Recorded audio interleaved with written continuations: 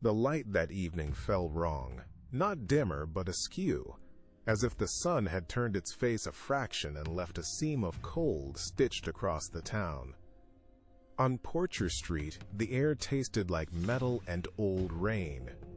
The maples and sycamores hung with the patience of something that had rehearsed waiting.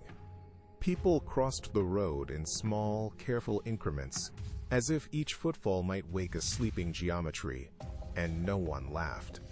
Even the laughter that used to spill from porch steps had retreated into the hush. At first, the signs were domestic and almost polite about their strangeness. A neighbor's dog quieted mid-bark and held its eyes too wide, as if trying to redistribute meaning across a room. A radio behind the diner leaked static beneath a familiar song, an undercurrent that sounded less like interference than translation. Streetlights blinked with an awareness that felt like memory, as if they were remembering something they themselves had been told. I told myself it was fatigue. I told myself we all needed sleep. My work had taught me to shepherd unease, to whisper fear in measured doses so hearts would thicken without breaking. Training, however, does not inoculate you against noticing that your reflection trails you by 2 seconds. Then the indirections began to pile up. Shadows pooled where no light should have fallen and lingered in the lee of ordinary objects. Dreams borrowed scraps of my waking day. An open sky folding like paper. A face stripped of angles that stared from the far shore of a lake I had never visited. I found messages pressed into soft clay on my windowsill. Not words, but impressions. Geometric bruises that fit the palm and hummed like a throat tuning itself.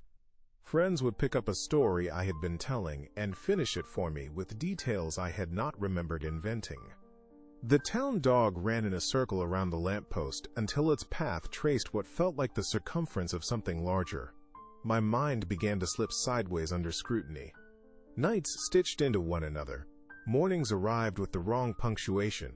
Scraps of other people's voices lodged in my mouth. I set traps. Cameras, notebooks, long lists. The slow methodical cataloging of anomalies. Yet each trap returned a careful, unfamiliar solution. The more proof I assembled, the more the edges of that proof dissolved the moment I looked away. Paranoia is an art, and I had become its apprentice. When at last it revealed itself, it did not come like a ship or a scream, but like translation. The air rearranged into consonants and sighs. The sky folded inward to show a geometry not born of Euclid. A window pane curved like a throat. The stars blinked in rhythms that spelled something I did not have the language to hold. I felt observed by an intelligence that measured time in intervals longer than a life and shorter than a breath. We tried to name it, to stitch a narrative out of noise, but every explanation was a map that led to a corner we had not yet seen. In the end, I stood on Porcher Street among the hushed and the unblinking, holding a clay bruise that hummed like a tuning fork, while the town's lights folded their faces inward and became something else. The door did not so much close as pause. I could not tell whether it was invitation or inhospitable limit. Something definitive had arrived, and the sentence it left unfinished felt deeper than any silence.